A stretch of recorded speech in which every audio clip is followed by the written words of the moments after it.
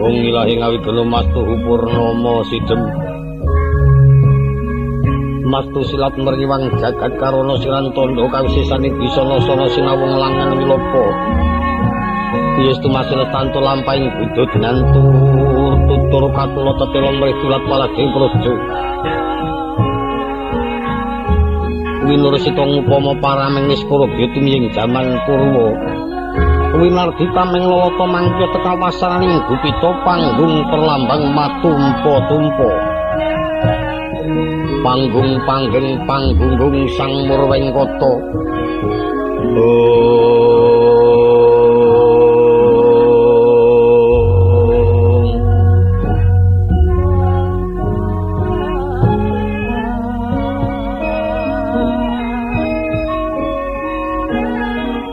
ya Sirdata pitana nanggi kutapa ingkang kinarya eka adidasa purwa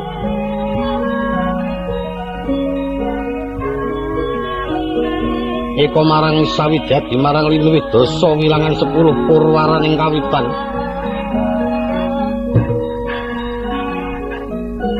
senajan to ngupaya praja sewu tanantu sadasa satus biya bisa ngaturaken kekalih ingkang pantes kinarya purwaning kandha kacarita adeging kayangan Suralaya ya kayangan Junggring Saloka ya Paku Jati Taliwani ya kayangan Salendra Bawana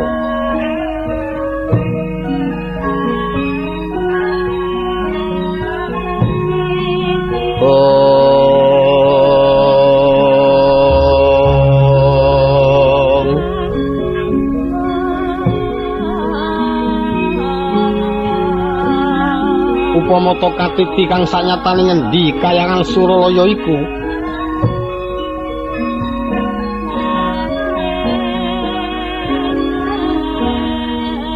sejatine dimulung olong puncang arga tengguru iya Gunung Mahameru ingkang olong tanah Indu kang kala sinebataken Gunung Himalaya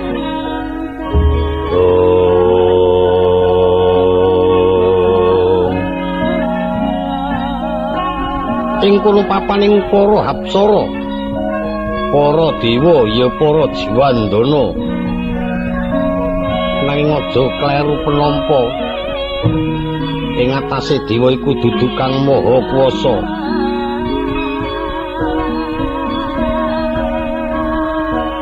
Kena sinebataken tetungguling para titamerca padha urip masih tumumpang ing bumi.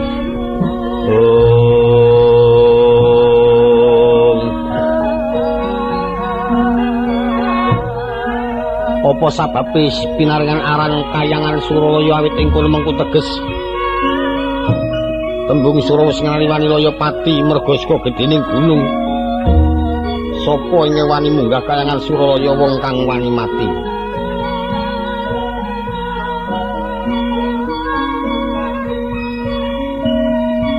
ya kayangan Salendra Bawana kang mengku karep Salendra Pangwasa Bawana jagat kang lenggah ana kono nguwasani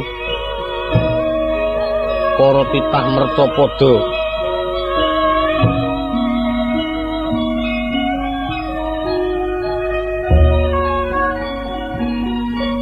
Paku Jati Taliwani ing kono mengku teges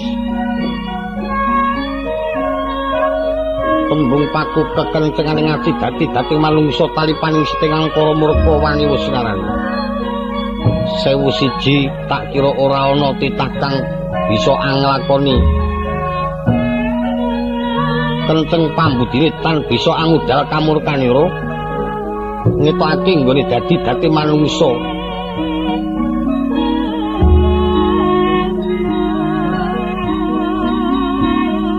Amersudi Gesangira wonten ing Mercapada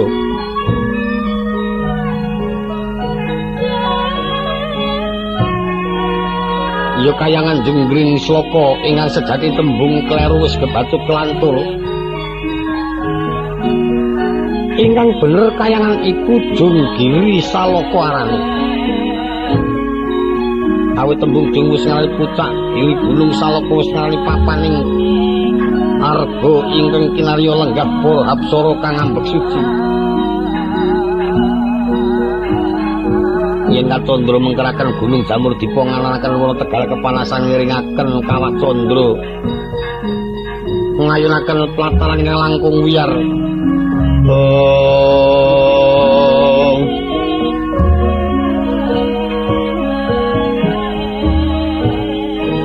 Gunung Jamur Dipa kinarya niti priksa kawontenaning bawana awit Kacandra dhuwure meh mepet ngakasa.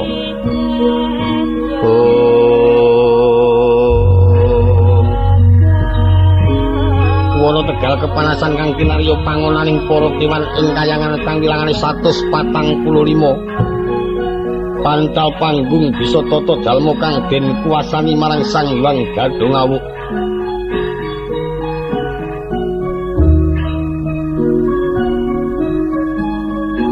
Ngiringaken Kawat Candra dimuka ya kawahe Gunung Mahameru ingkang kinarya paring pidana kalamunta ana dewa kang luput marang ratuning dewa.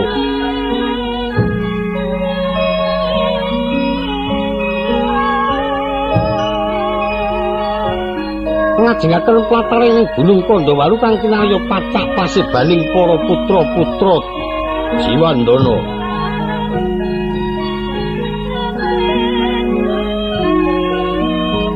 Kondang kalamun kayangan iki satu mara satu mati jalma mara keplayu. Kalamun totan kaiden arang jalma ingkang kiyak minggah Gunung Pandhawaru. Persasat lakuning mega kaya piniak barat kadya mangemper.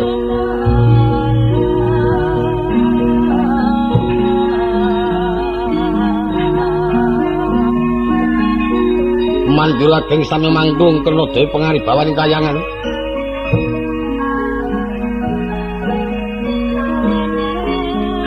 Pinunggal semanten merupakan Wirapa Capa ingkang pinuju lenggah wonten ing Gampar Cendani dumunung ing Bale Marcu Pundhamani. Yaiku ratuning para dewa Tridasa Wataknawa.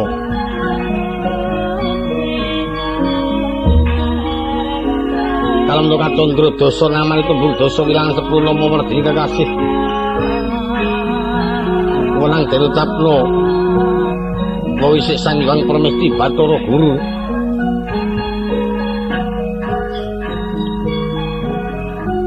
Ya Sang Hyang Girinata, ya Jagatnata, ya Sang Hyang Caturbuja, ya Sang Hyang Sulewah Randu Gumbala, ya Sang Hyang Sumba, ya Sang Hyang Nilakanta, ya Bathara Manikmaya.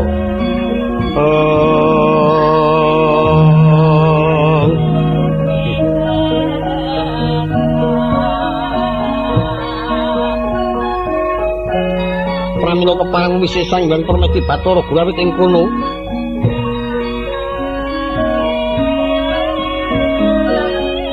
paring sesuruh marang para putra-putra dewa. Ya Sang Hyang Girinata, Giri Gunata Ratu nggih jeneng ratu wonten puncaking Arga Tengguru. Ya Jagatnata, jagat wis ngarani Nata Ratu dadi ratu angratoni jagat ateges. Angratoni para ratu.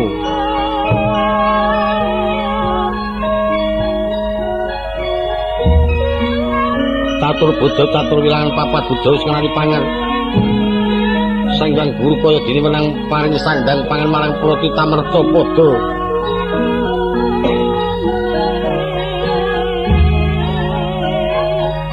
Ya Sang Hyang Sulewah. Awit saliran kang sesisih kresna ingkang sesisih seta. Kalamun kapiti mengku karep. Kaluhuran ing kawontenan bisa minangka kanggo srana ngambah wonten ing jaman kelanggengan.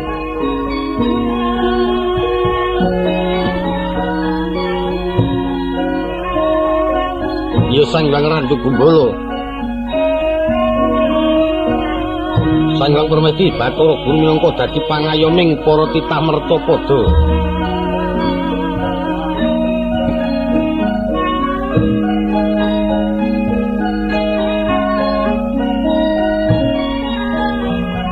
Sang Hyang Nilakanta minangka dadi tepa tulodo marang para dewa Tridasa Watanawa.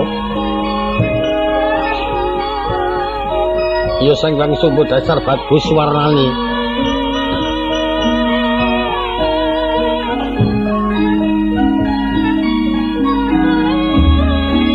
Sang Hyang Manikmaya ingkang minangka dadi meman ing para dewa Tridasa Watanawa.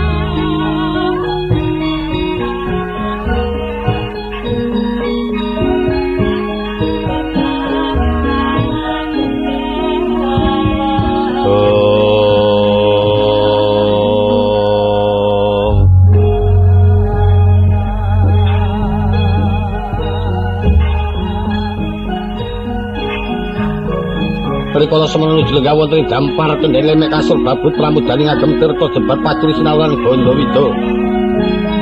Pati ping samirana katul mangambar dumugi pagelaran Jawi.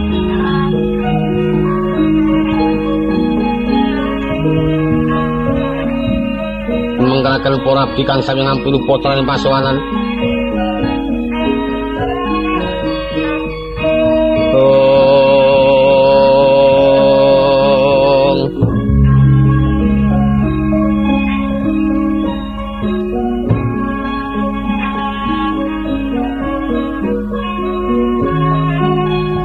Yen katondro keprabon dewa tan ana bedane kulawan kepraboning para ratu mercapada ngagem kutha Kencana damang masusun tiga kinancing Garuda marepi Garuda mungkur sang-sangan naga mangrangsang tatasin nggo Prabangkara sumping suring patiyon calon-calon tiba njojo ulur-ulur Nagaraja sampir tindhi wilis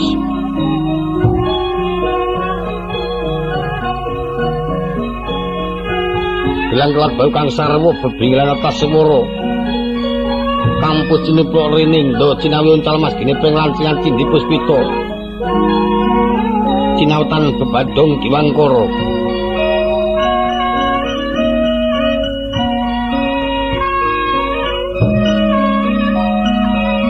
ing kono kagungan ciri asta sekawan kang darbe kewajiban dewi-dewi.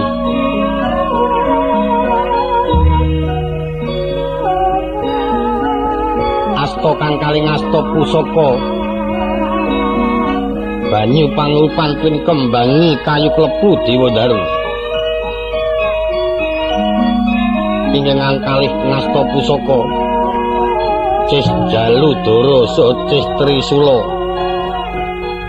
Kala mentuk katiti Sang Hyang Permesti Bathara Guru kalebu sengkalan ing atase dewa ngecis bumi.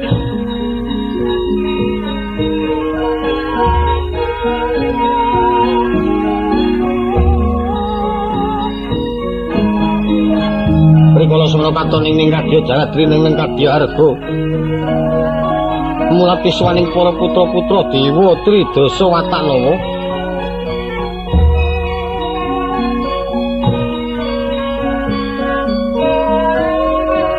Senajan to akeh para Jiwandana kang sami ngadhep ning datan wonten kang keparing abiyantara. Kejaba ing Raka Sang Hyang Kanika Putra ya Bathara Narada.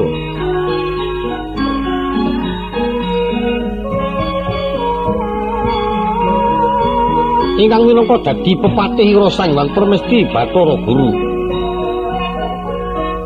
Senajan ora sepira dawa dalane ing kapitados angatur marang sadaya para dewa Tridasa Watanawa. Sang Hyang Kanika Putra dewa kang jujur tumindake. Datan dan birasa mban cindhi mban siladan marang para titah kuwi para putra dewa pribadi.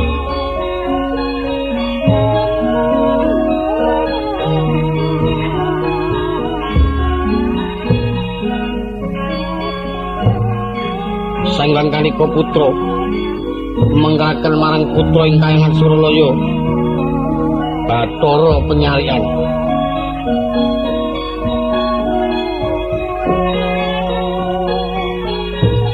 Tumunga tumungkul muka konjeming Bantala suku Jaja tekan jangkut ngapuran cangatan lho. Menapa dene para kadang-kadang dewa Tridasa Watanawa ingkang katon blabar pindha jaladri sirutan wonten kang samya sabawa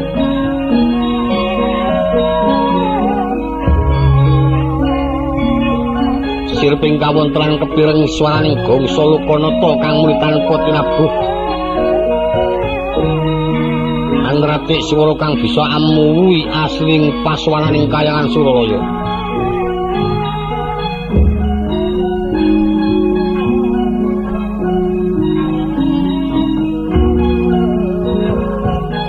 Rikala semana kayangan Suralaya kinggan Titamerta Pada ingkang bisa ngadhep marang kayangan Junggring Sloka nyewayah nata ngestina Prabu Suyudana.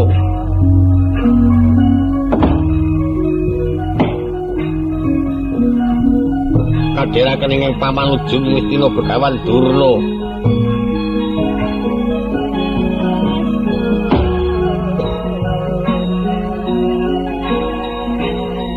Amurwani kaget terus Sang Hyang Permesti Bathara Guru. Prisa Titamerta Pada ingkang kumawani ngadhep tanpa katimbalan.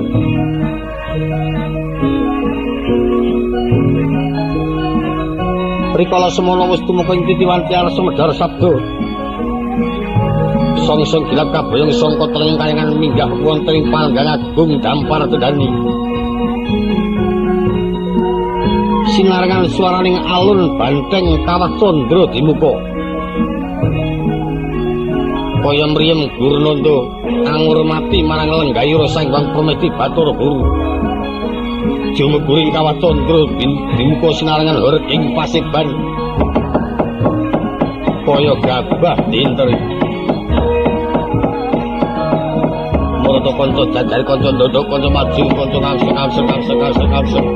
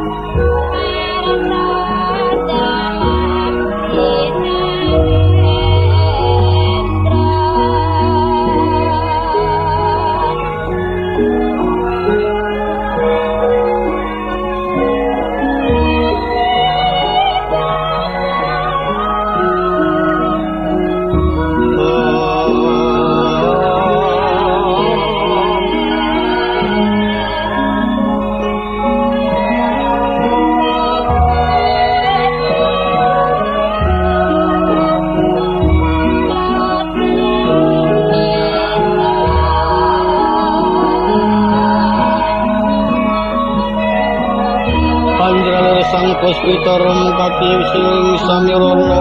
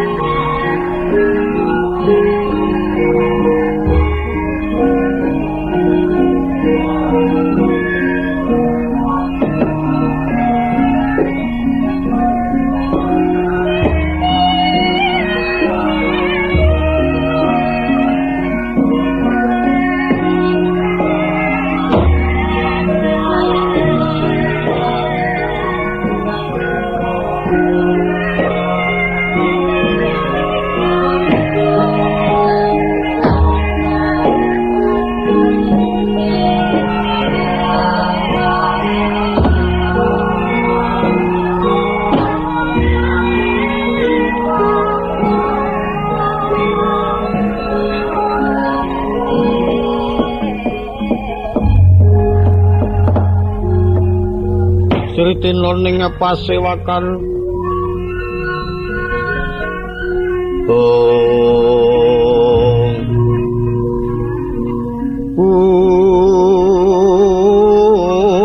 sono maneka warna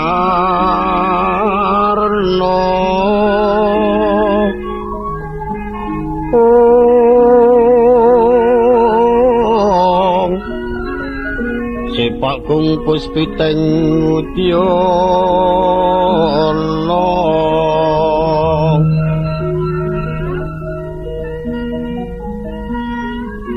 Miang panjrakan sarwara kemo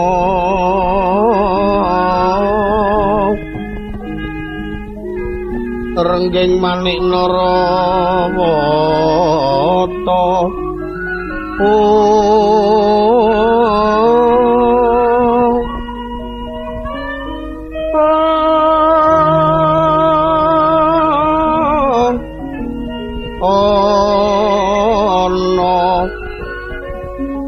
Ubro prabanyo sumirat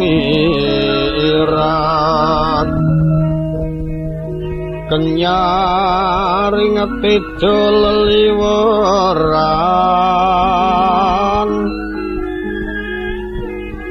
mangkilat lir sisiring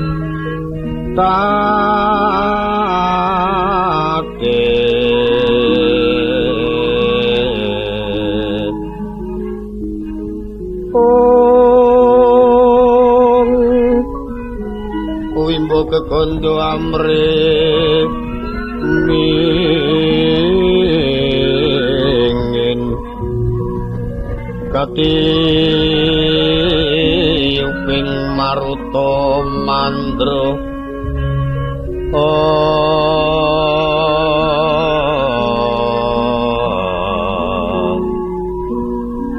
separan mangambar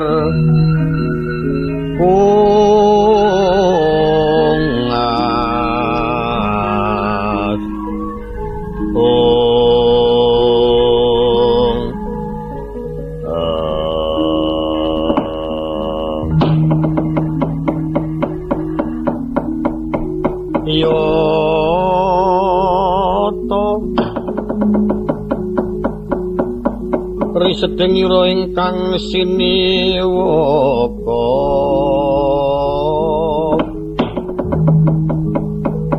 Masri iwang jagat nata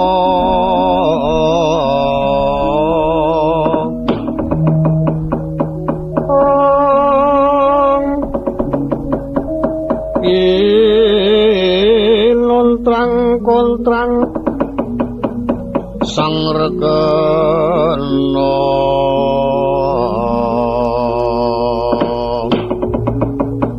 tilon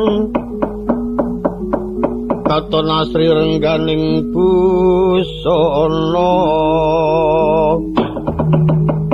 lir sumiwa ing tinju maya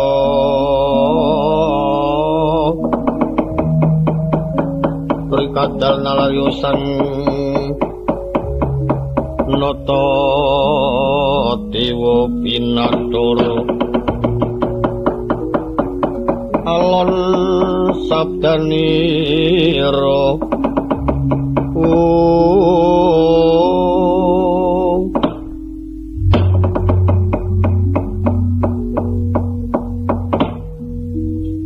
wong pangastuti sangayu palungguhan ulun Kakang Rodo mbuyak dadi kejoting penggalih kita ulun timbali majeng wonten ngarsa ulun Kakang Kanika Putra.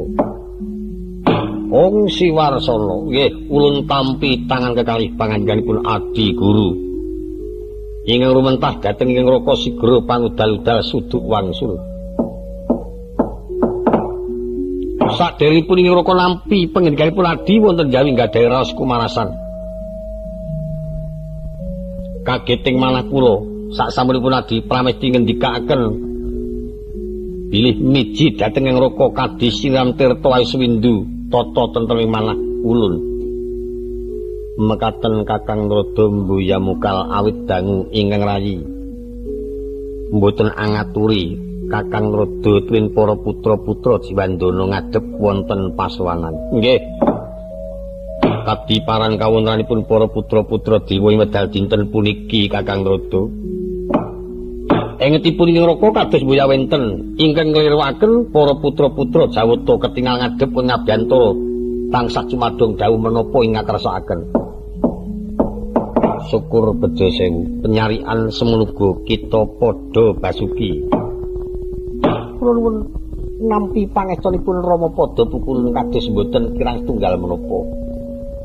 Piswanipun ingkang putra dasar kula kepareng aturaken pangabekti mugi kunjuk pun ngandhap padha kulun. Ulun trima kita ngaturake pangabekti ana ngarsa ulun ora liwat pangastuti ulun gage tampan rono penyarian. Katancang kucing meni mugi ndadosna jimat sak lami-laminipun. Lho niki. Wangsul wonten ngarsanipun Kakang Rada. Nggih kundur pangandikanipun lagi miji dhateng Raka wonten paring pangandika katiparan.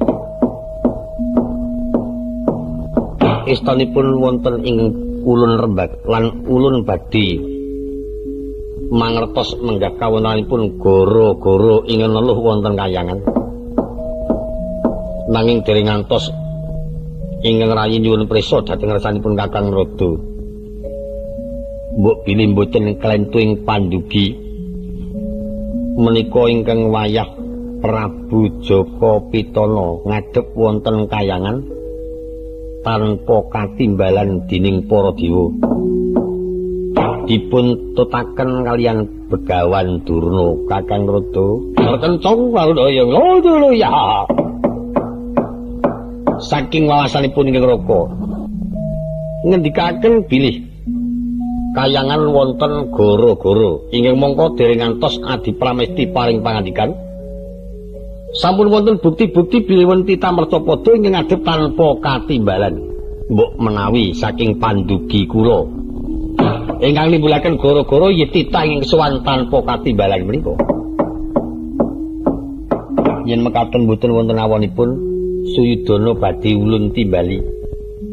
Ingkang perlu ingkang rayi kepengin badhe mangertos menapa wigatosipun titah ngadhep dhateng kayangan ingkang tanpa tinimbalan dening para apsara.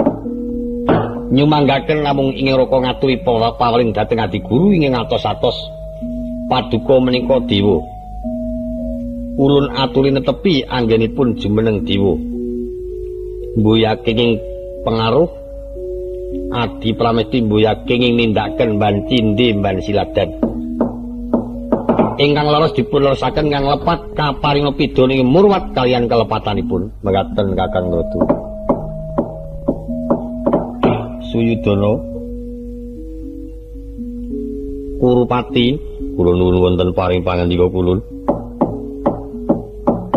Ulun parengake kita ngadhep ana ngarsa ulun. Loro ngestoaken timbalanipun pukulun Bathara Guru.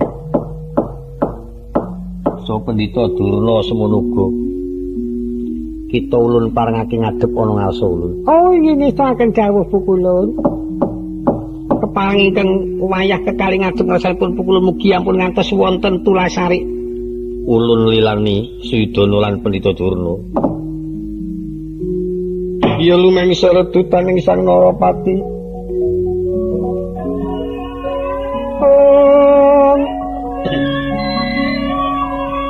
Kate-katinge Prawandawa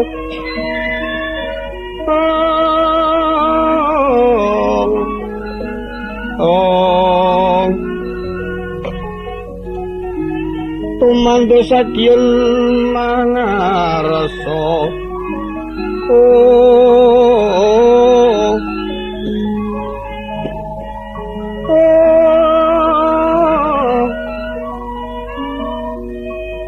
Panono kang aku ciwaras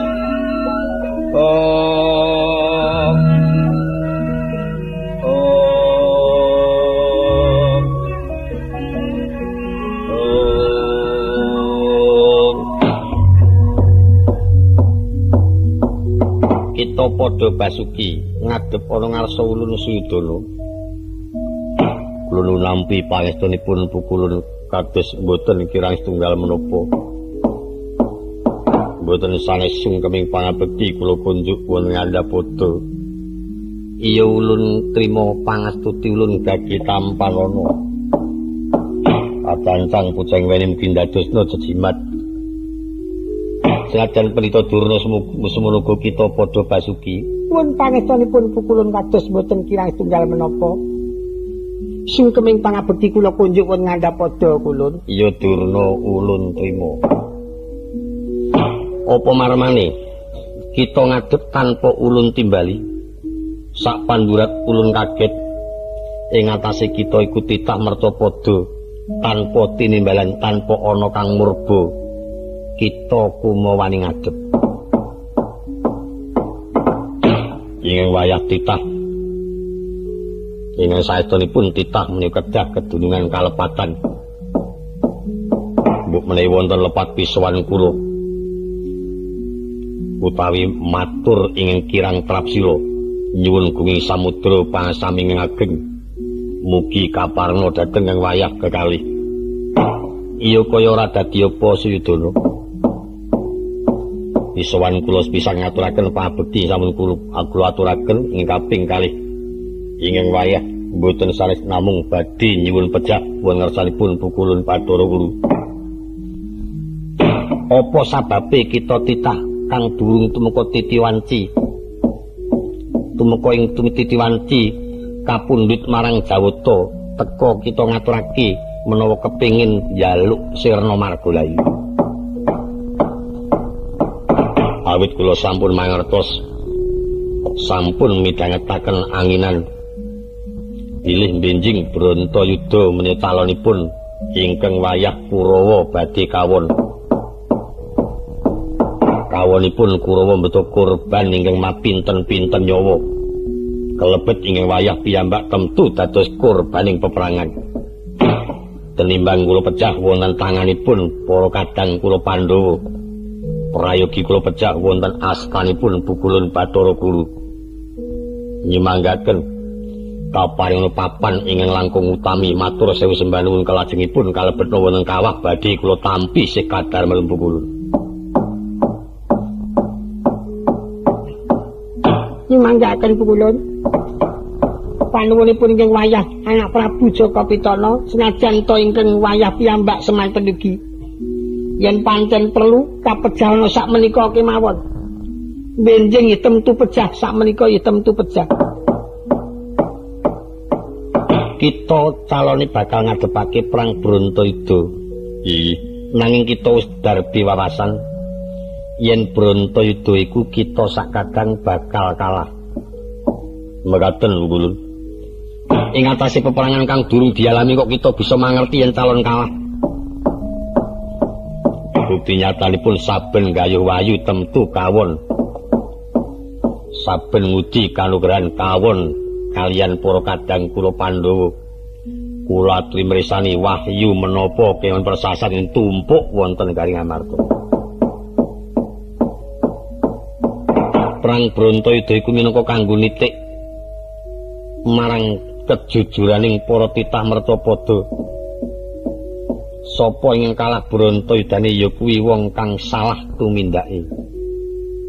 Yen kita bakal kalah Brantayudane, yen ngono sadurunge kita kudu ngrumangsani yen pancen dadi wong salah tumindake. Amri prayogane, amri bisa langgeng urip kita tenimbang kita tumeka ing pati jalaran sangka peperangan Brantayuda. Becik sadurunge perang Brantayuda negara pasrana adimu Ngamarta wae. Ora bakal kelakon nganakake korban ingkang tanpa wilangan. Suyudana kados menapa wiranging jiwa raga kula kados menapa kawiranganipun para sesepuh ing Ngastina. Mbok pilih menika mangki kula masrahaken negari tanpa peperangan. Kula sumangga ngersanipun pukulun Bathara Guru anggenipun badhe paring pidana dhateng ingkang wayah Kurawa. Iya panjenengan kepara nyata. Kita ngaturake katitik sangka kahanan saben gayuh wahyu. Para kadang kita Pandhawa kang oleh gawe. Prasasat para kadang kita Pandhawa jinangkung lan dibiyantu marang para dewa. Amarga sepisan gedhe lelabuhane kaping pindune. Para kadang kita ngamarta satriya kang gentur tapane. Menawi saking pemanggi kula kirang menapa genturipun ingkang wayah Kurawa. Mboten kirang gentur tapanipun. Senajan to melampahipun kiyat tebih. Langkung-langkung melekipun kiyat pinten-pinten dalu. Menapa malih luwinipun saya kiyat malih. Sedinten namung dares pisan kiyat. Jalaran saking genturipun tapa. Senajan keng wayah Kurawa dipun pitados dhateng para Jawata yen pancen wonten dawuh kula kinten saged mungkasi. Sareng mboten wonten dawuh. Mboten wonten dawuh ateges keng wayah Kurawa menika disingkur dhateng para Jawata. Upamaya dipun titik kathah para pinisepuh ingkang nganggep yen Jawata menika mboten saged adil palamarta. Ing atase wong sing luput malah padha dipayungi, wong sing jujur malah padha dikendelake wae. Ingkang luput dipayungi sapa Durna? Kang wayah Pandhawa menika istanipun sumberipun tiyang lepat. Sumberipun tiyang lepat tumraping kaliyan para Jawata. Bukti nyatanipun Werkudara ora basa. Anake lanang Antasena ora basa. Putra Madukara Wisanggeni turun ngamarta ora basa. Menika lepat ingkang boten sepinten ingkang lepat ageng malih Janaka. Janaka menika setunggalipun titah Mercapada ingkang kumawantun ngrisak kawontenanipun kayangan bukti nyatanipun saben widodari dados jatuh kramanipun Janaka. Kula menggalih bukulun. Anggerana widodari kang endah warnane dadi jatuh kramane Janaka lan menika mangke menapa boten dadosaken kapinten tumraping dewa-dewa sing ora patek apik. Iya. Malah sampun nate ngumukaken dhateng pertapan Sukalima jalaran Janaka menika lebet dados murid kula. Paman Durna kula menika setunggalipun titah. Setunggalipun tiyang ingkang kajen kairingan Jawata kemawon sedaya sami mundhut pitulungan kaliyan kula. Wonten menapa-menapa kayangan kula ing depani peperangan, wonten menapa-menapa kula ing saged nentremaken nanging widodari-widodari menika sedaya dados gagahan kula. Mboten ngemungaken widodari tesilegan, ingin sampun kagungan garwa kemawon sedaya sami dados gebangan kula. Lho, nika menapa mboten ateges ngumukaken.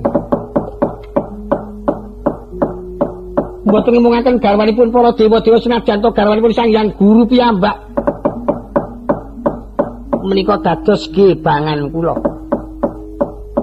Menapa mboten ateges ngremaken dhateng asmanipun pukulun Bathara Guru. Wonten mriku menika ingkang wayah Kurawa sami kagungan pemanggih yen ngono tresnaning Pandhawa karo dewa kuwi ngono lair. Ora kena dijunjung-junjung asmane, ora kena dibantu dipayungi marang para dewa. Kula kekalih sowan ngrasanipun pukulun kula aturi menggalih menapa mboten ateges sing luput dijangkung dipayungi, sing bener disingkur kang wayah Kurawa. Seseking Ronanggana makawiya gelar sira wang-wang.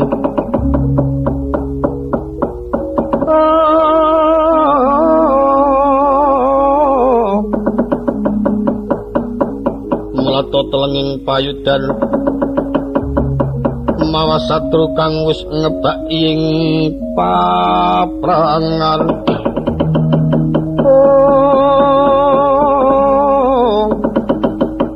Sikro ngajeng lopo sakalira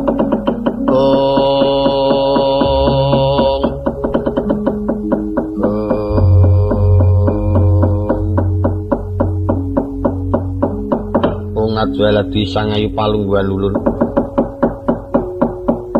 Durna, kula nuwun wonten paring pangandika kula. Atur kita kanggo mengkono mau ora luput tegese ora gawe-gawe.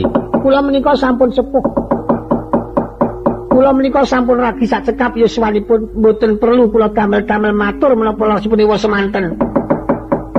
Yen panjenengan pukulun tresna dhateng ing wayah para kadang Pandhawa nyumanggaaken mila keng wayah Angger Swidana sakadang yen saged nyuwun pejah sak menika kemawon. Suyudana, kula nuwun wonten paring pangandika kula. Wiwit iki ulun bisa nggagalake perang Brontoyuda. Nanging ulun mundhut supaya jeneng kita bisa temandang. Kadang kita werda kaki Prabu Bathara Kresna sawana ana ngarsa ulun. Yen pancen bisa tak jak rembugan murungake Brontoyuda ya syukur bejo sewu. Ewa semono yen pancen ora bisa ulun kang murba masisa marang Bathara Kresna. Kula nuwun ngestakaken dawuh pangandikanipun Pukulun Bathara Guru. Durna, kula nuwun wonten paring pangandika kula. Putramu Suyudana tutna. Awit sangka estining pamikir ulun siji Bathara Kresna, loro pamungkas ing Pandhawa iya Sedewa. Yen ora bisa kena tak jak rembugan loro iku ulun Satya Kawacandra dimuka. Bisa Brontoyuda digagalake. Matur sewu sembah nuwun. Nyuwun pangapunten kula. Keparenga ingkang wayah nyuwun pamit medhak dhateng Mercapada. Ngrembak sepados keng wayah Angger Kresna saged kula suwanaken ngersa paduka kulun sing praitna ngati-ati. Senajan ing wayah nyuwun pangestu kepareng medhak dhateng Mercapada ngestu padha dawuhipun Pukulun Bathara Guru aja kaya bocah cilik Suyudana.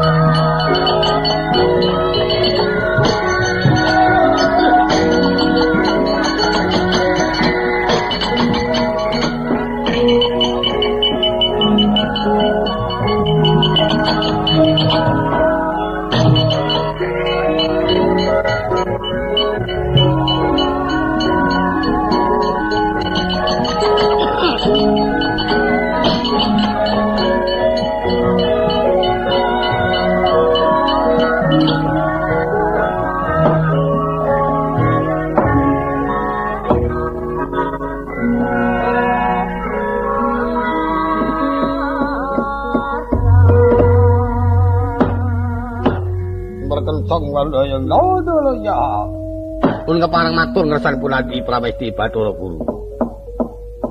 Kades pundi Kakang Rada?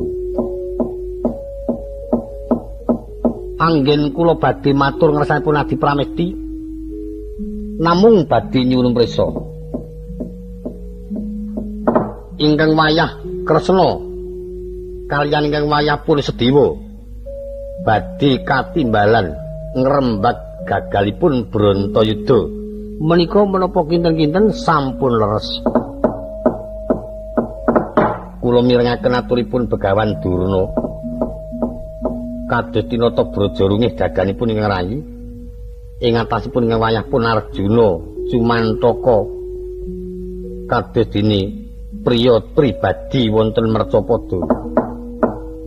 yen dipun triti saknyatanipun Adi Guru kalian Pendhita Durna menika waspada pundi? Ing kathah temtonipun waspada ingkang rayi. Kenging menapa mirsani dhateng titah Mercapada Adi Pramesti mboten saged kabukti Adi Guru kenging pengaruhipun Begawan Durna satemah lajeng duka yayasinipi badhe midana kang wayahipun Kresna kalian Sedewa ingkang boten lepat. Brontoyuda mboya kenging pun gagalaken. Sebab Brontoyuda menika ciptanipun ingkang murba dumadi inggih sampun dipun ripta dumateng tiyangipun pukulun Padawenang. Langkung-langkung Adi Pramesti badhe ngancam kang wayah para Pandhawa. Menika cara ingkang raka babar pisan mboya mbiyantu. Pandhawa menika sumbering patuladan tumraping para ratu Mancanegari. Dados contonipun para satriya Mancapraja. Yen ngantos menika mangke alit gotang ageng larut temtu badhe ngawontenaken kurban ingkang boten wilangan kawontenanipun Mercapada. Mboten ngumuaken kurbanipun para Mercapada saged kelampahan para dewa dados kurban. Kalebet Adi Pramesti temtu nampi dedukanipun Sang Hyang Padawenang. Kakang Rada, ulun menika kuwaos. Menapa sampun ulun gambaraken, Kakang Rada wosipun namung kantun mbiyantu. Jalaran ulun sipatipun Narendra, Kakang Rada menika werangkanipun. Ing supados dipun gambaraken kados dene curiga manjing rangka. Yen ngantos Kakang Rada menika mangke boten ayugyani dados ciptaning manah ulun, ateges mengkenging dipun gambaraken kados curiga manjing rangka. Yen dipun gambaraken menika astunipun prayogi sanget. Sampun salimrah ing atasipun curiga menika manjing rangka nanging ngaten menika kedah mresani kados pundi kawontenanipun curiga, apa bener apa bingkong. Yen pancen bener bisa trep manjing rangka nang yen bingkong angel arep manjingake. Nggih. Bisane bener kudu didandani karo empune. Kasa wangsulipun klaentunipun tumindak yen perlu ingkang benerake ya wong sing ngerti panemu, sing bisa mangerti marang pepathokan. Menawi kang Raka sepadut mbiyantu kersanipun Adi Pramesti Bathara Guru.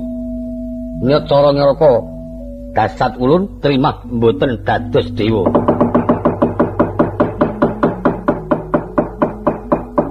Yen ngaten Kakang Rada wedal menika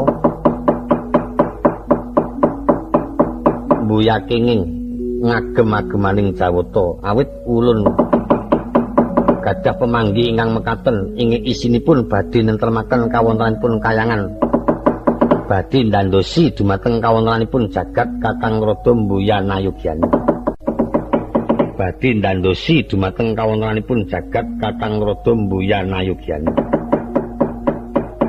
Mila Brontoyuda ulun gagalaken awit ulun badhe nyirnaken dumateng titah-titah ingkang damel cacating dewa. Kados dene Werkudara Antasena Wisanggeni nggih saged tata krama nyirnaken titah ingkang dados cacating dewa kados dene ingkang dilampahi dening Arjuna ingkang mewantun nyamah asmaning para apsara. Ngajan ing Raka kakendelaken anggenipun dados jawata mboya kabutan. Ulun kuwaos Kakang Rada ngendelaken dumateng jiwangganipun ulun tampi. Nanging wiwit dinten nika Kakang Rada mbuya kenging mapan wonten kayangan Suralaya. Ulun trima lereng dadi diwerakna mapan kayangan Mercapada mbuya kurang papan.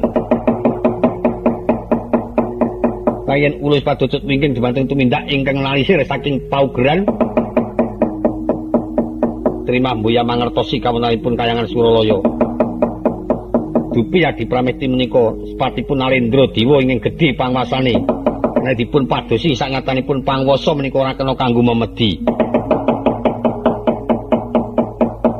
Kenging minangka dados tepa tuladha dumateng para titah-titah ingkang mapan wonten Mercapada. Ewa semanten Adi Guru tesih tumindak mekaten nyemanggaken agemaning dewa kalengganing patih ulun pasrahaken amung sak penggalipun ngroko badhe wonten menapa kayangan Suralaya.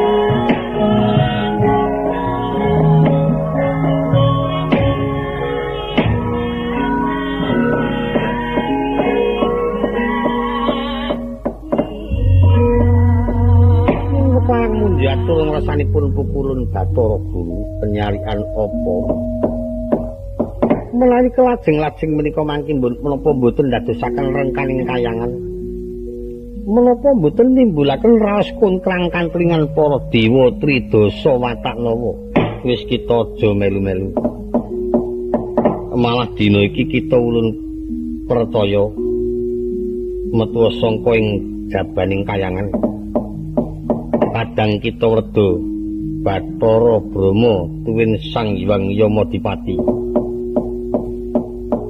enggal tasana prisa supaya medun ana mercapada ulun kang dawuh iki mangsude nimbali Sedewa upami menika mangke dipun timbali titah mercapada mboten nderek kersanipun Sang Hyang Permedi Bathara Guru ulun wase mundhut Sedewa ngadhep kanthi mulya jati teman mulya ya kena disowanake wis tumeka pati ya prayoga kepareng nyuwun pamit ingkang putra medal Jawi Kulon ngati-ati panyarian purna sabdane Sang Hyang Permedi Bathara Guru cara madya padha purna sabdaning Narendra sabda pandita ratu sabda pangucaping pandita temen ratu nyabdos pisan rata tiyang saknegari kadi dene Tirta Kresna kang kinawi nyerat mungging delancang seta yen bisa ayu wanti lumebek estine manarsa kondur wonten ing kayangan manjing telenging selanggar pelanggatan muja semedi angudi marang kepanging jawata ing langkung kuwasa tinimbang Sang Hyang Permedi Bathara Guru tedak sangka dampar tendani ginar peporabdi kalamun tinon saka Mandrawa kaya Sang Hyang Sasangka sinarengan kumerdaping Kartika muni ngawiyat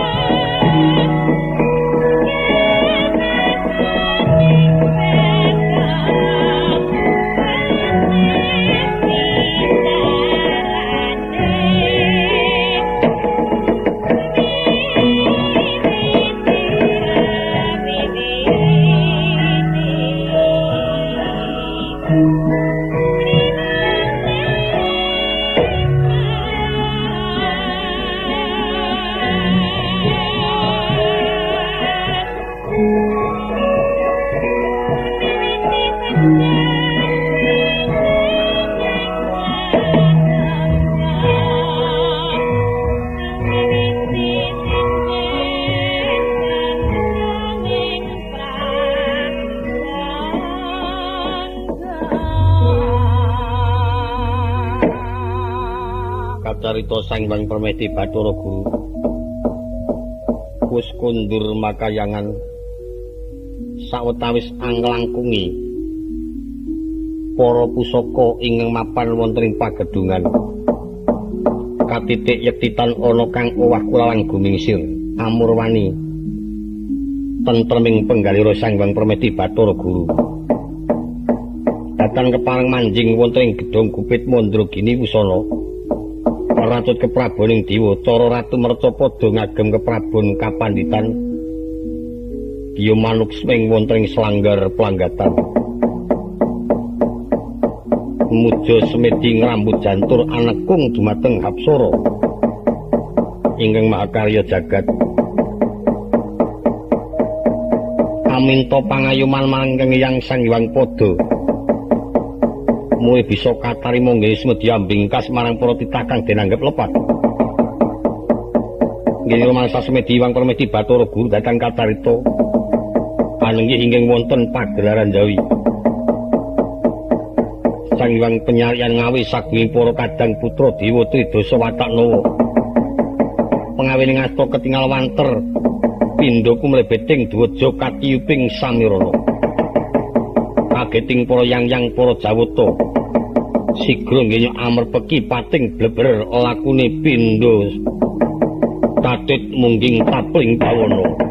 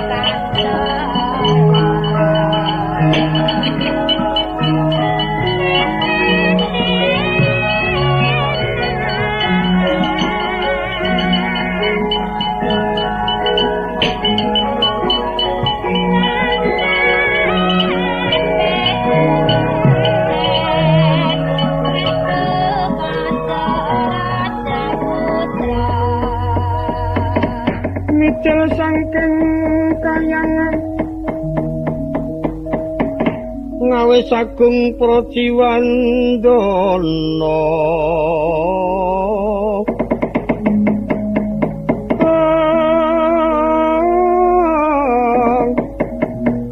kinon surya medaling latri tumungup-mungup saking puncaking wukir madang ana ing bawana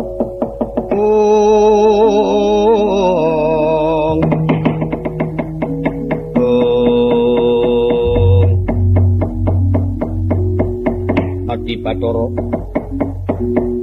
pun kakang nyadong dawuh kepiye pangandikane Pukulun Bathara Guru kok kadingaren temen ingkang awi marang kabeh para kadang-kadang Jiwandana kok Adi Bathara penyarian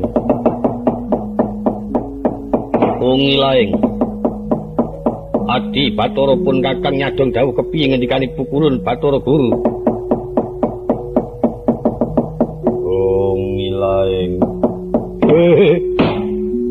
kok dadi Adi penyarian sing awi marang pun kakang sakadang iki Wanrada ora menyang apa pancen ana alangan kok dadi ora nyelirani ngumpulake para putra-putrane malah Adi Bathara ingkang ngawe karo pun kakang sakadang mangkita pepunden kula Kakang Bathara Indra Kakang Bathara Brama tuwin sedaya para kadang-kadang kula Jiwandana apa Adi anu apa kula ngadhep ngersanipun para kadang-kadang werda ing atasipun kula kumawantun angempalaken dhateng para kadang kula ispados pepanggihan ripaduka kula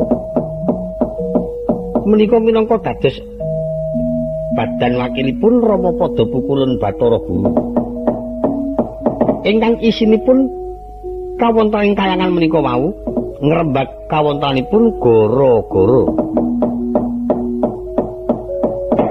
iya pancen akeh para dewa kang padha aluk kalamunta kayangan iki kaya katempuh gara-gara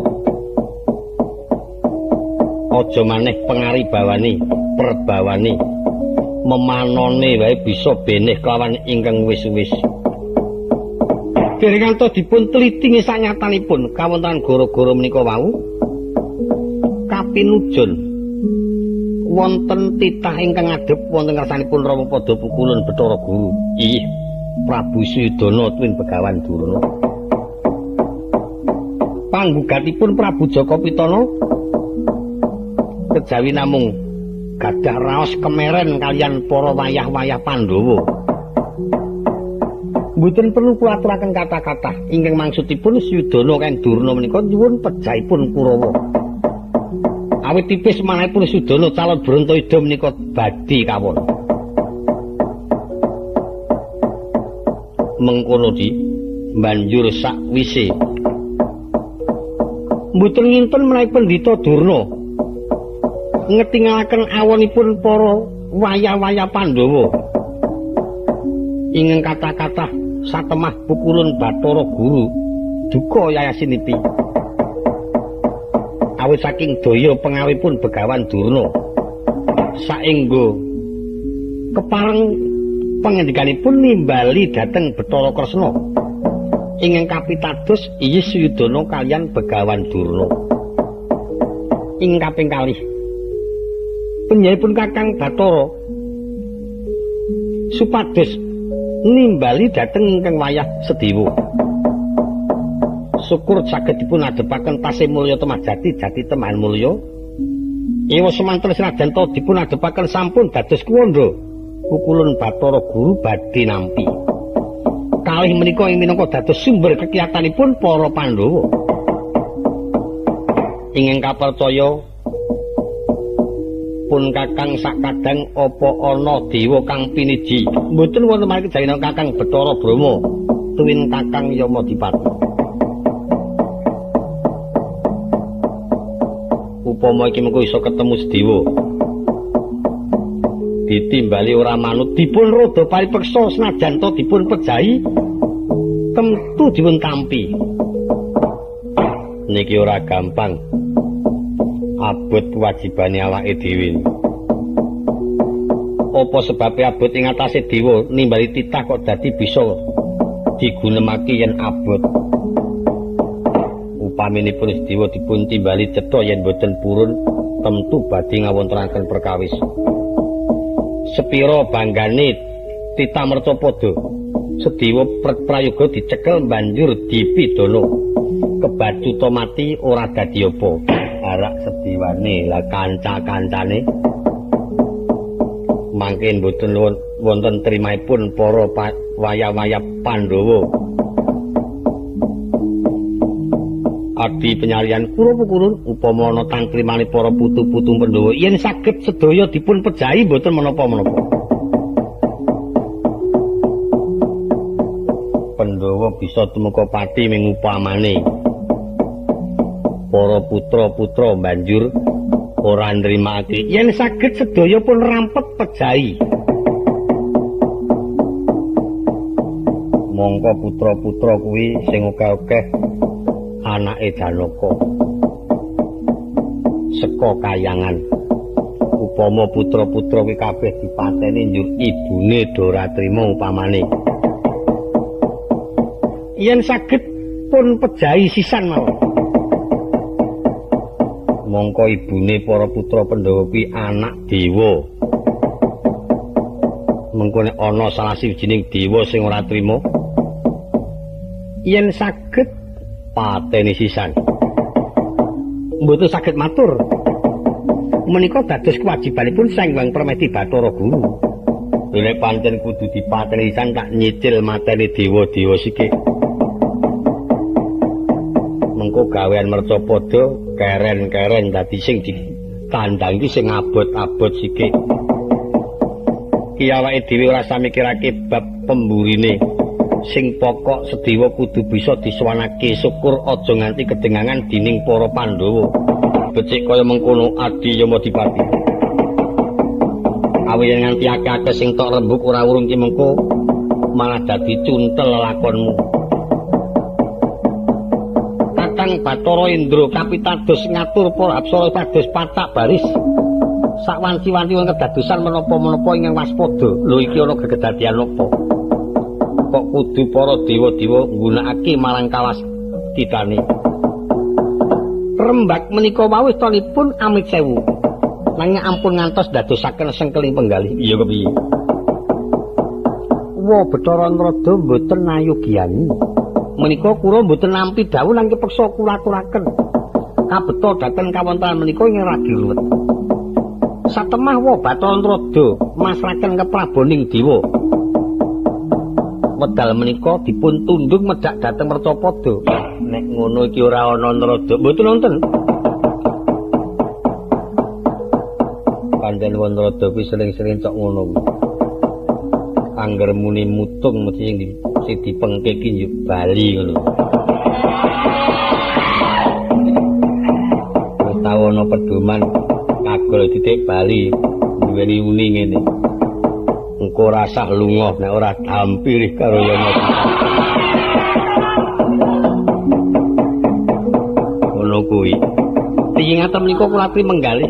Menika wonten rada pancen nuju mutung sawet. Yen ning kemutungane wonten rada menawa ora dadi apa.